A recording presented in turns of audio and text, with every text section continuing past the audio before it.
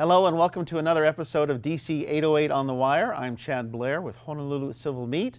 Joining us today from Washington is Congresswoman Tulsi Gabbard. Congresswoman Gabbard, welcome to DC808. How are you today? Thank you very much. Good to be talking with you and all of your viewers. Let's get right to the questions. My big question for you is sequestration. We have the March 1st deadline.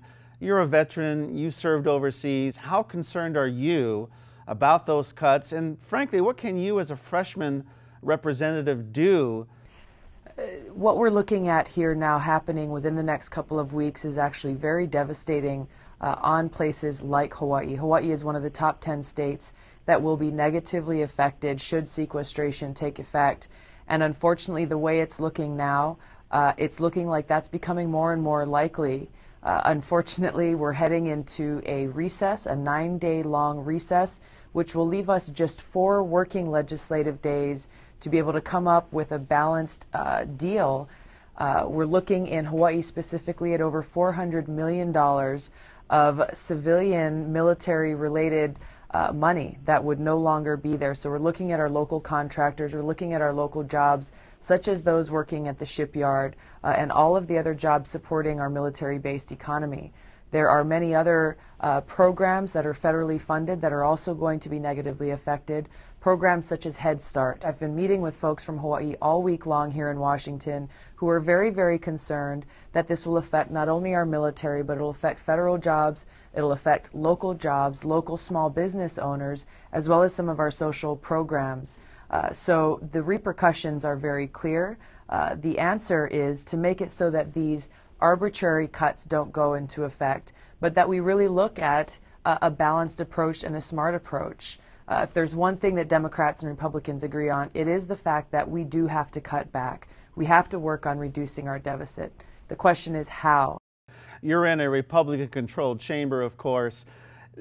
Do you have a sense of how many of your colleagues on the other side are ready to say, look, let's just let it happen. Let's just have sequestration. Or do you have a sense that maybe a majority of them actually feel like you do, that, come on, let's work something out, let's come up with a balanced approach? Well, you know, I've been doing my best in reaching out to both Democrats and Republicans, serving in the House, sharing my own thoughts on this, and have met with many who also feel the same way. There also is a contingent out there who feel that allowing this sequestration to take place is the right thing to do. I continue to try to tell the story of folks, real people, real families, real small business owners who are going to be the ones suffering at the brunt of this. As a veteran and as a soldier, understanding the military process and meeting with military leaders both here as well as in Hawaii, what this culture of uncertainty is causing is a lack of military readiness, in that there is no planning ahead. I want to jump ahead a little bit to 2 years from now, and when you've served a full term in the House. If you had to look back at that time and say, this would be my greatest accomplishment, what would that be? What's the #1 thing on your agenda as a representative in the House? Improving our economy and supporting our small business owners is the most important thing we can do. It's important for families to make sure that people are working in good quality jobs, but we can't have a strong national security. We can't have a strong country without having a strong economy, and that can't be more important than a time like now. So working to remove obstacles for small business owners, working to increase the ability for small business owners to access capital, both from our smaller community banks like we have in Hawaii, as well as the larger banks. Okay. In 2014, if you don't mind me asking, will you be running for the House or the Senate? We're talking about sequestration. We're talking about bringing our economy back. That's absolutely where my focus is, 100%. There is so much at stake right now in just getting over the next few weeks and making sure that we make sure our economy, our small business owners, our folks in Hawaii, our kids, our kupuna are not cut off at the knees. Let me turn to another topic. You were at the State of the Union address for the President. I believe you took a veteran with you to the address. Is that correct? I did. I was very happy to invite and welcome a veteran, a strong community servant leader, a gentleman by the name of Clay Park, who runs the Native Hawaiian Veterans Project. You know, Clay is involved with veterans of many different backgrounds, really in going to them where they are. Unfortunately, we have too many homeless veterans, and in some of the rural communities, like on the Big Island, for example, Clay is one of many who goes out off the beaten path, finds these veterans and connects them with the resources, the medical care,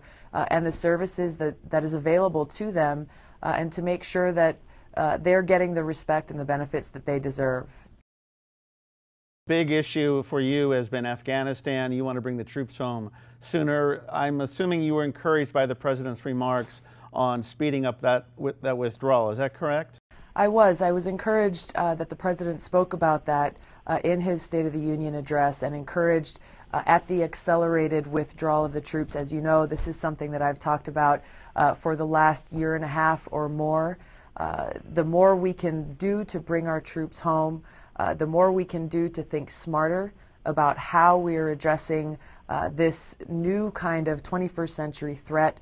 My last question for you is, I know that you just did your annual 2 weeks guard duty, went to Missouri.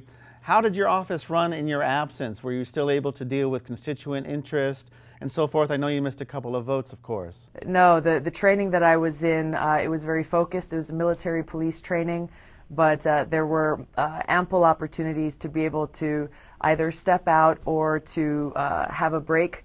You know, during my lunch break, it was absolutely a working lunch, and I had my iPad and my phone with me whenever possible to be able to stay connected with folks. Well, Congresswoman Tulsi Gabbard, we thank you very much for joining Civil Beat. Thank you, everybody. For DC808 On the Wire, I'm Chad Blair. Take care and aloha. Aloha.